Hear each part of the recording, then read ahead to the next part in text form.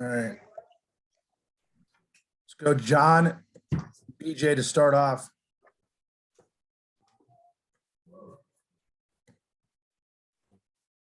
Or Ron, sorry. Ron, BJ.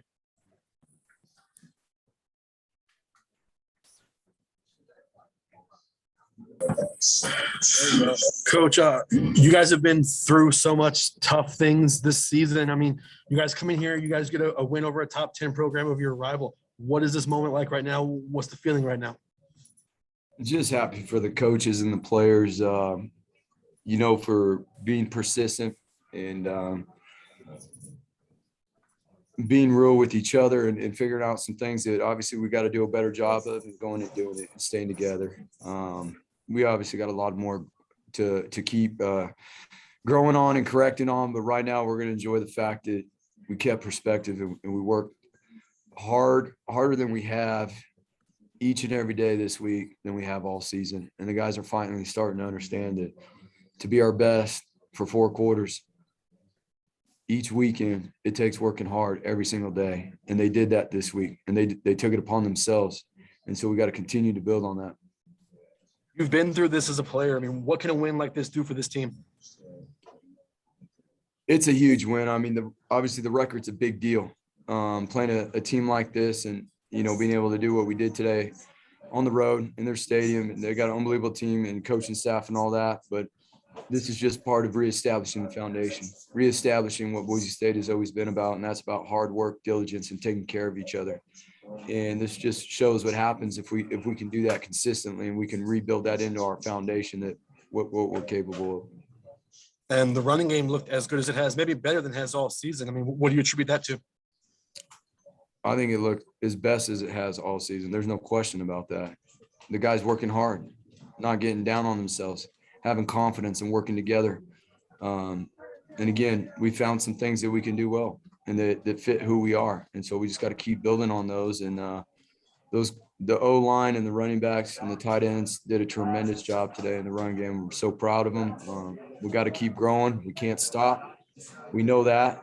But we're going to celebrate the things that we did well today. Thanks, Coach.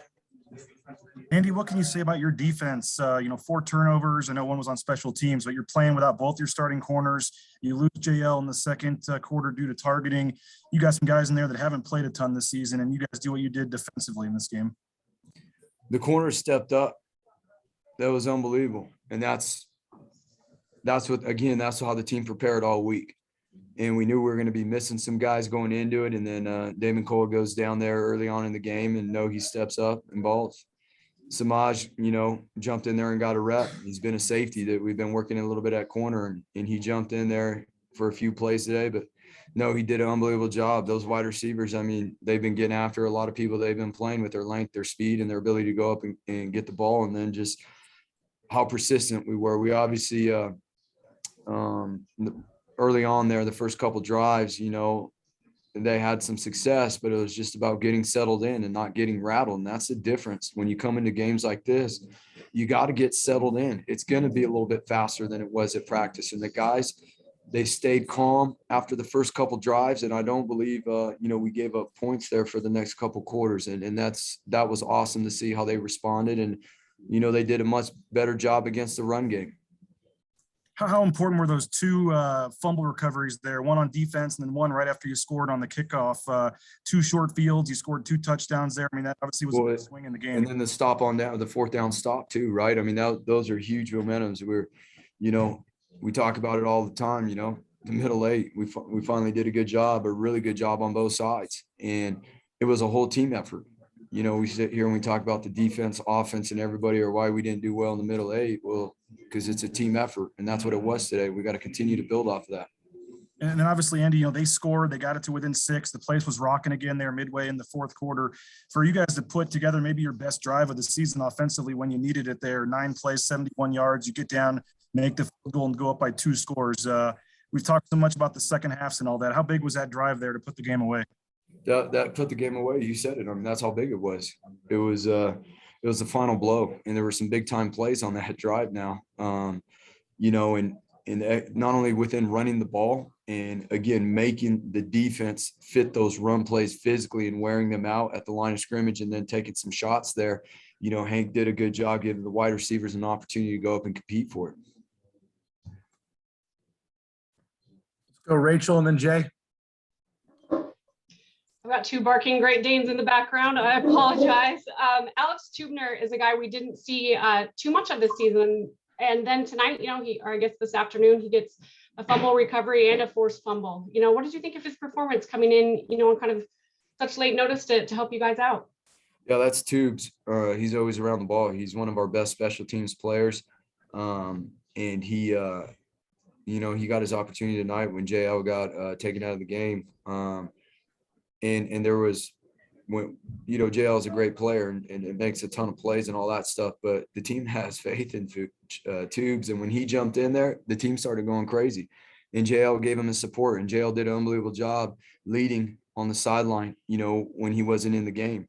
It was a team effort. And not only did the corner step up, we had couple freshmen play on the D line for the first time, you know, and it was awesome to see those guys jump in there. What's up, Andy? What up, Jay? Hey, Andy, last week we talked a lot about the 2001 season, and it was more to do with the record than what happened in the middle of that season. But you a couple of times said that great things happened following that 2-3 start. In that year, you guys went on the road and knocked off a top 10 Fresno State team. Today, you knock off a top 10 BYU team. Did you see that similarity, that opportunity that was around the corner? And do you see any correlation between these seasons now in a positive way? Well, I'm not going to try to predict the future, Jay, but what I am going to tell you is this, okay, is that if we work the way we did this week and we commit ourselves to doing the things it takes to play like that for 4 quarters, then we have a really good team. And I think the guys understand that now. They have a better understanding what it takes to be able to play like this and perform like this. And to be honest with you, you know, to get that taste in your mouth of what it feels like to earn something like this, that's what I remember back from 2001 early on there as a young player and what we did from there.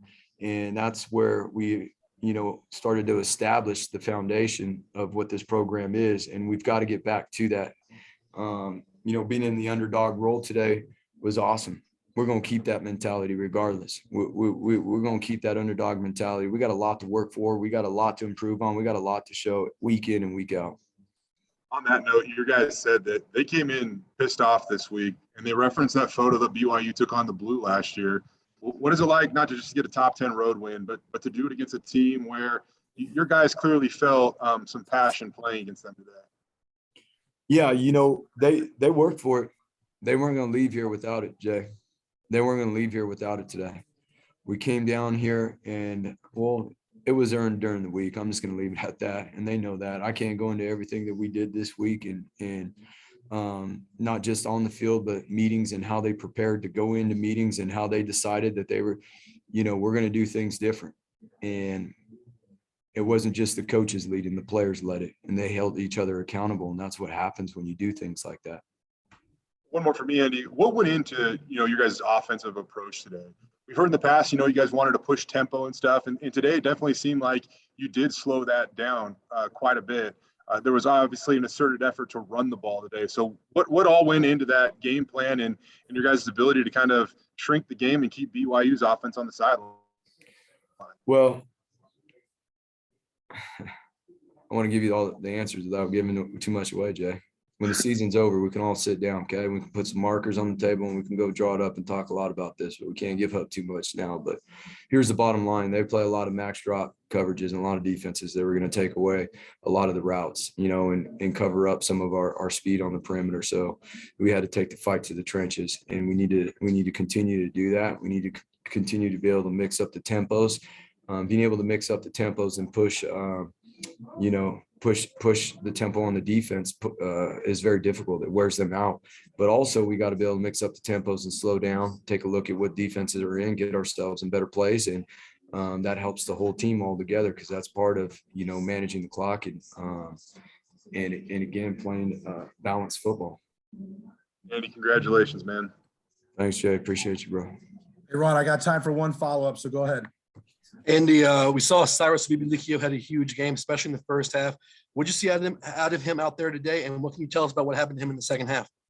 Yeah, so he got banged up. We'll see where he's at, going into next week. We'll evaluate that moving forward. But he obviously could not come out, there in the second half and play. He did a tremendous job, running the ball and really piercing the defense and getting those hard earned yards. It's 3-4 yards, but that's a big deal. Those yards, those runs turn into 9-10 yard runs, when we're persistent with it. And obviously that's a big deal.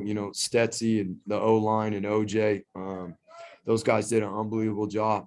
Will's coming along as a center. We did have one snap issue today, but that was not on the center. So I'm going to say that right now, we get that out of the way. Okay. But, how about Uzo? How about Uzo stepping up and jumping in there and playing, against some of these elite players that they got, whether they're standing up or they had their hand on the ground today, because that's a good defense. It's got some pretty good players. So, Cyrus had a bunch of help up front as well as the other backs, and we got to continue to build on that. It's the mentality. We got to be able to play with that. Thanks, man. Andy, appreciate the time. Congrats and safe travels home. Thanks, Greg. Thanks, Andy.